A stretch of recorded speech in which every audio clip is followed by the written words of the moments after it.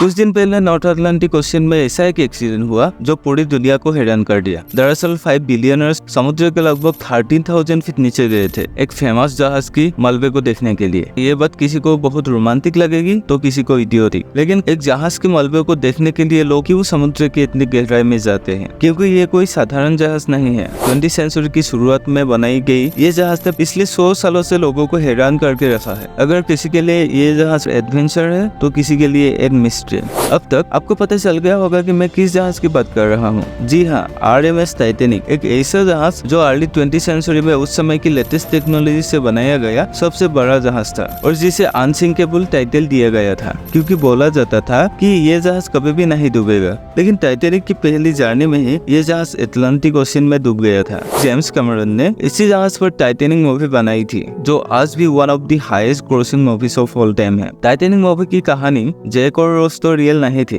लेकिन आज हम इस वीडियो में टाइटैनिक जहाज की असली कहानी को जानने की कोशिश करेंगे। लेकिन इससे पहले प्लीज वीडियो को लाइक कर दीजिए ताकि यूट्यूब को पता चले कि आपको इस वीडियो से कुछ सीखने को मिल रहा है।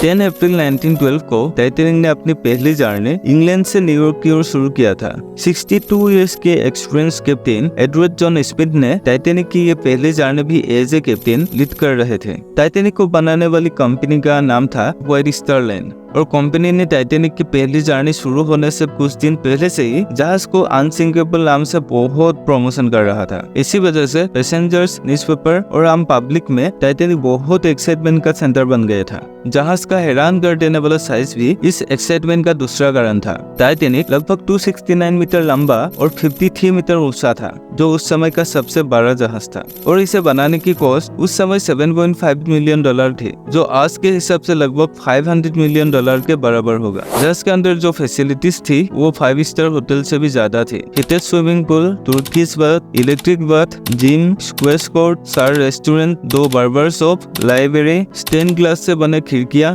और 2 बड़े ग्राना स्टेयरकेसेस मौजूद थे। कहा जाता है कि जिस कंपनी ने टाइटैनिक को बनाया उस कंपनी ने टाइटैनिक को सबसे तेज जहाज के नाम से भी पॉपुलर करना चाहता था। इसीलिए पहले चढ़ने में ही 6 दिन के अंदर इंग्लैंड से अमेरिका पहुंचना चाहता था ताकि एक रिकॉर्ड बन सके और बाद में उस रिकॉर्ड को यूज करके मार्केटिंग कर सके। हालांकि 2 दिन बाद 12 अप्रैल 1912 को टाइटैनिक ने खतरनाक आइसबर्गों से भरे हुए अटलांटिक ओशियन में पहला आइस वार्निंग रिसीव किया। इसके बाद और कई बार आइस वार्निंग मिलने के बाद टाइटैनिक ने बर्फ के खतरे से बचने के लिए रास्ते को 2 बार बदल दिया, लेकिन अपनी रफ्तार को बनाए रखा। जहाज 21.5 नॉट यानी लगभग 40 किलोमीटर पर आवर की रफ्तार पर जर्नी जारी रखी। उसके 2 दिन बाद 14 अप्रैल 1912 को 7 और आइस वार्निंग मिलने के बाद भी कैप्टन स्मिथ और उसके साथियों ने इन वार्निंग्स को इम्पोर्टेंट नहीं समझा और जहाज की स्पीड को कम नहीं किया। वजह थी टाइम से पहले न्यूयॉर्क पहुंचना। जब दिन रात में बदल गया उस रात चांद दिखाई नहीं दे रहा था जिसके कारण मूनलाइट ज्यादा नहीं थी और टाइटैनिक की स्टाफ को भी दिक्कत हो रही थी। आपने अक्सर मूवी में देखा होगा कि जहाज में एक ऐसा छोटा प्लेटफॉर्म होता है जिसे क्रोस नेस्ट कहा जाता है। एक्चुअली क्रोस नेस्ट जहाज का सबसे ऊंचा प्लेस होता है और कोई ना कोई क्रोस नेस्ट पर हमेशा रहता है ताकि वो चेक कर सके कि जहाज के सामने कोई ऑब्स्टेकल ना आ जाए। उस रात क्रोस नेस्ट पर फ्रेडरिक फ्लीट और रेजिडेंट ली नाम के 2 लुकआउट ड्यूटी पर मौजूद थे, लेकिन ठंडे मौसम और तेज हवा की वजह से दोनों की आंखों से पानी निकल रहा था और सामने कुछ भी ठीक से दिखाई नहीं दे रहा था। और एग्जैक्टली रात के 11:39 पर फ्रेडरिक फ्लीट ने जहाज के सामने एक बड़ा आइसबर्ग देखा और तुरंत जहाज के नीचे मौजूद वर्कर्स को घंटी बजाकर और ब्रिज पर जो ऑफिसर्स रहते हैं उन्हें चिल्लाकर वार्निंग दी। वार्निंग का जवाब देते हुए फर्स्ट ऑफिसर विलियम ने इंजन रूम को संकेत दिया जहाज को बाएं ओर मोड़ने के लिए, लेकिन तब तो बहुत देर हो चुकी थी। 11:40 PM पर टाइटैनिक ने आइसबर्ग से टक्कर मारी जिससे जहाज पर हेवी डैमेज हुआ और जहाज के फ्रंट राइट साइड में बहुत सारे छोटे-छोटे होल्स बन गए। कहानी में आगे जाने से पहले आपको बता दूं कि टाइटैनिक को अनसिंकेबल टाइटल इसलिए दिया गया था क्योंकि उसमें डबल बॉटम हल था। आप इस पिक्चर में इसे देख सकते हैं, जिसके कारण अगर एक बॉटम हल खराब हो जाता तो दूसरा हल जहाज को कंट्रोल में रखता। दूसरा कारण था कि जहाज 16 कंपार्टमेंट्स में डिवाइडेड था और अगर सारे कंपार्टमेंट्स में भी पानी भर जाता तो भी जहाज डूबने से बच जाता।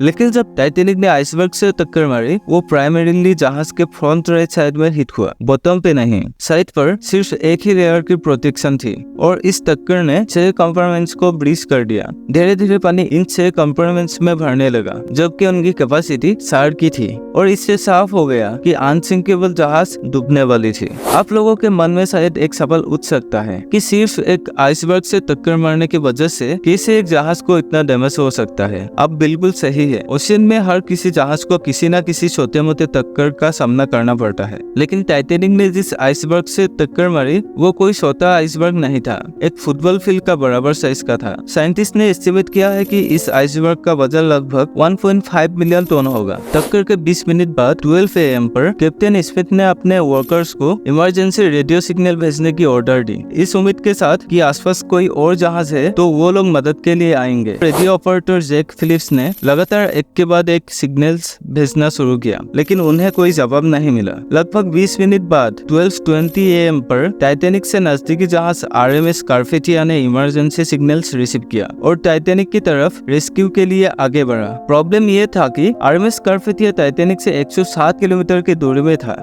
अगर ये जहाज अपनी हाई स्पीड पे भी चलता तब भी टाइटैनिक तक पहुंचने में 3.5 घंटा लग जाता, लेकिन टाइटैनिक के पास इतना टाइम नहीं था। इसलिए टाइटैनिक की वर्कर्स आसमान में फ्लेयर्स और रॉकेट जला रहे थे, इस उम्मीद के साथ कि आसपास की कोई दूसरी जहाज उन्हें देख लेगी। लेकिन स्कारपेथिया जहाज के अलावा किसी और जहाज से कोई जवाब नहीं आया। इस दौरान कैप्टन स्मिथ ने जहाज पर मौजूद लाइफ बोट्स की मदद से पैसेंजर्स को जहाज से नीचे उतारने के लिए ऑर्डर दिया और रूल्स के हिसाब से पहले वुमेन और चिल्ड्रन को उतारना चाहा, लेकिन तब तक पैसेंजर्स को पूरी तरह से पता नहीं था कि जहाज में इतना बड़ा हादसा हुआ है।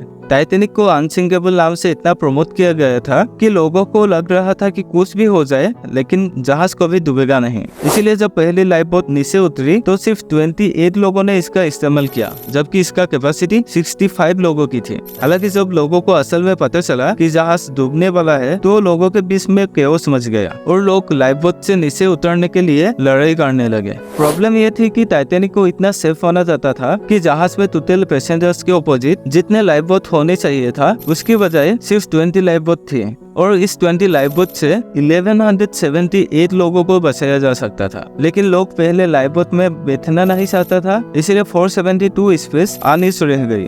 धीरे धीरे जहाज के अगले हिस्से की कंपार्टमेंट्स पानी में पूरी तरह से भर गया और इस वजह से वो हिस्सा पानी में डूबने लगा, जबकि जहाज के पिछले हिस्सा हवा में उठ गया था। आई विटनेस के मुताबिक लगभग 2:20 AM में टाइटैनिक 2 हिस्से में टुकड़े हो गए। रात के अंधेरे और केओस के साथ साथ जहाज डूबने लगा। टाइटैनिक को डूबने के लिए सिर्फ 2 घंटे 40 मिनट लगे। जहाज में मौजूद लोगों में से बहुत सारे लोग पैनिक में मारे गए। ज्यादातर लोग जहाज के साथ ही अटलांटिक ओशन में डूब गए और जो लोग पानी में तैर के बचने की कोशिश कर रहे थे ठंड की वजह से जान चले गए, क्योंकि पानी की टेम्परेचर -2 डिग्री सेल्सियस था और इतने ठंड में कुछ मिनट्स में ही ह्यूमन बॉडी काम करना बंद कर देता है। फर्स्ट सिग्नल मिलने के 4 घंटे और टाइटैनिक डूबने के 2 घंटे बाद 4:10 पर RMS स्कारपेथिया एक्सीडेंट एरिया पर पहुंचा और लाइफ बोट में मौजूद 705 लोगों को बचाने में कामयाब हुआ, लेकिन टाइटैनिक के साथ 1500 से ज्यादा लोगों की जानें चले गए। लेकिन आपको जानकर हैरानी होगी कि इन सभी लोगों को SS कैलिफोर्नियन नाम के एक जहाज बचा सकती थी, जो टाइटैनिक से सिर्फ 20 से 25 किलोमीटर की दूरी में था और वो लोग 30 मिनट्स के अंदर टाइटैनिक के पास पहुंच सकता था। एक्चुअली रात को आइसबर्ग हिट करने का चांस बहुत ज्यादा होता है, साथ ही उस रात अंधेरा भी थी, इसलिए कैलिफोर्नियन जहाज आगे बढ़ने के बजाय उस रात स्टे करने की डिसीजन लिया था। उन लोगों ने रेडियो भी बंद करके रखा था। कैलिफोर्नियन के क्रू मेंबर्स ने टाइटैनिक से जले फ्लेयर्स और रॉकेट्स को देखा और कैप्टन को इसके बारे में रिपोर्ट भी किया, लेकिन कैप्टन ने कोई भी इंस्ट्रक्शन नहीं दी कि क्या करना है। ये एक कम्युनिकेशन फेलियर था जो बड़ी हादसे के कारण बना। लोगों के मुताबिक उस रात SS कैलिफोर्नियन के अलावा भी और एक जहाज था जो टाइटैनिक को हेल्प कर सकता था, जो सिर्फ 10 किलोमीटर की दूरी में था। इस शिप का नाम था सैमसन और इन लोगों ने टाइटैनिक के फ्लेयर्स के साथ साथ इमरजेंसी सिग्नल भी रिसीव किया था। लेकिन ये लोग ओशन में इलीगली सेल्स की हंटिंग कर रहा था, इसीलिए इमरजेंसी सिग्नल रिसीव करने के बाद भी वो लोग अपोजिट डायरेक्शन में चले गए। ये एक अनफॉर्चुनेट इंसिडेंट है जिसमें दूसरे जहाज ने ह्यूमन लाइफ की इंपॉर्टेंस को इग्नोर करके अपनी पर्सनल एक्टिविटीज का प्रायोरिटी रखी। टाइटैनिक का ये हादसा बहुत बड़ा ट्रेजेडी है जिसमें टेक्नोलॉजी की एरोगेंस, कम्युनिकेशन फेलियर और लाइफ बोट्स की कमी ने एक बड़ी भूमिका निभाई।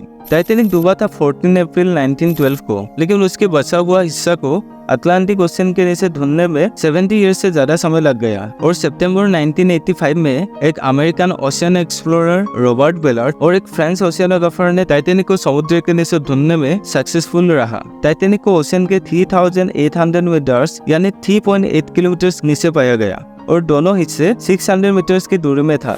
असली जहाज इस तरह का दिखता था और आज बस ये ही बची हुई है। रिपोर्ट के मुताबिक बैक्टीरिया और अदर ऑर्गेनिजम्स ने 2030 to 35 तक टाइटैनिक को पूरी तरह से ओशन में डिसॉल्व कर देगा। इसीलिए 110 ईयर्स के बाद भी टाइटैनिक के प्रति लोगों के मन में उसकी अट्रैक्शन बाकी है। टाइटैनिक अब एक इम्पोर्टेंट हिस्ट्रिकल इवेंट है जिसे लोग याद करते हैं और बहुत सारे लोग इसे सबमर्सिबल में बैठ के टाइटैनिक को देखने जाते हैं। हालांकि ये एडवेंचर सबके लिए नहीं है, क्योंकि टाइटैनिक को देखने का cost per person Indian rupees में 1.5 करोड़ से भी ज्यादा होता है। मैंने जो एक्सीडेंट के बारे में वीडियो की शुरुआत में बताया था वो भी इसी तरह टाइटैनिक को देखने के लिए 22 जून 2023 को ओशियन के नीचे गए थे और इस एक्सीडेंट में 500 की जाने चले गए। तो गाइस, ये वीडियो कैसा लगा कमेंट सेक्शन में प्लीज बताना और वीडियो को लाइक करने के साथ साथ चैनल को सब्सक्राइब कर देना। मिलते हैं नेक्स्ट वीडियो में, तब तक के लिए थैंक यू सो मच।